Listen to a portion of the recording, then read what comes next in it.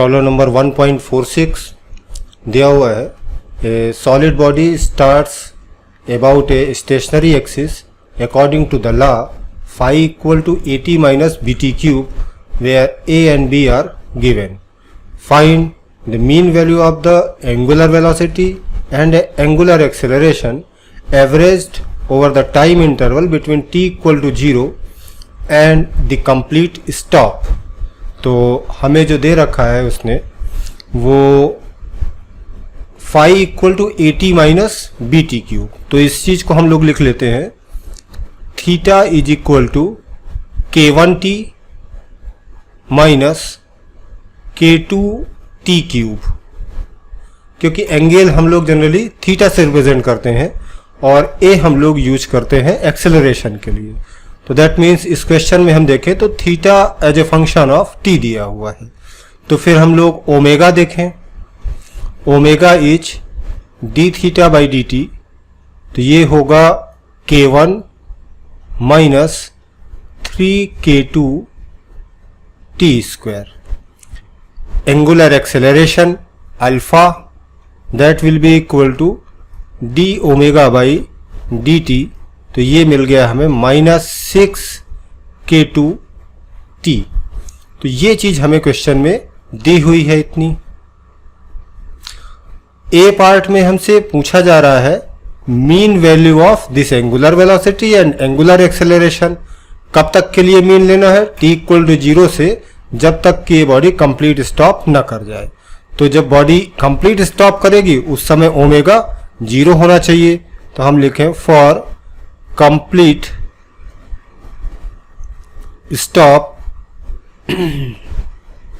Omega equal to 0। तो omega की value जब हम 0 करेंगे तो that means k1 minus 3k2 t square equal to 0।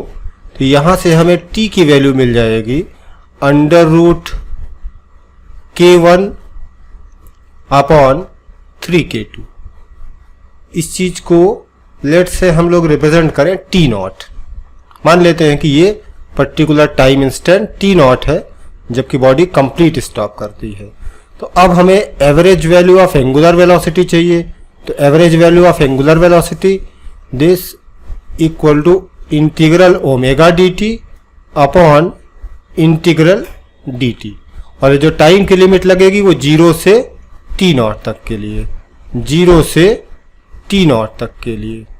तो ये मिल जाएगा हमें integral omega is k1 minus 3k2 t square D T 0 से t नॉट, और नीचे इंटीग्रल डी टी 0 से t नॉट। तो अब ये सिंपल मैथमेटिक्स है, सॉल्व कर ले तो हमें average value of angular velocity मिल जाएगी 2k1 अपॉन 3। इसी तरह से average value of angular acceleration पूछा गया है, तो वो भी हम लोग देख सकते हैं integral alpha D t upon integral d t, और टाइम पर लिमिट वही 0 से t नॉट, 0 से t नॉट।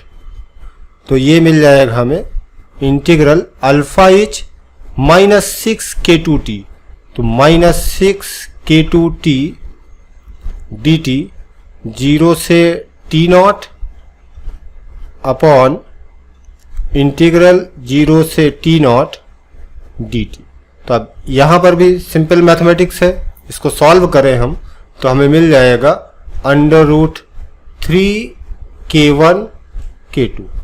तो ये हमारा ए पार्ट हो गया। बी पार्ट में पूछा जा रहा है the angular acceleration at the moment when the body stops.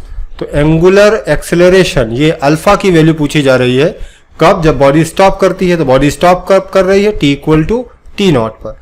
तो that means b part solve करने के लिए हमें सिर्फ जो अल्फा का एक्सप्रेशन है उसमें t की जगह t नॉट सब्स्टिट्यूट कर देना है। तो माइनस 6k2 t नॉट, जहां पर t नॉट की वैल्यू हमें गिवन है। तो t नॉट की वैल्यू रख दे यहां पर, तो हमें अल्फा मिल जाएगा t नॉट पर। दैट मीन्स एंगुलर एक्सेलरेशन उस मोमेंट पर जबकि बॉडी स्टॉप की है। तो ये हमारा था प्रॉब्लम नंबर 1.46। 46।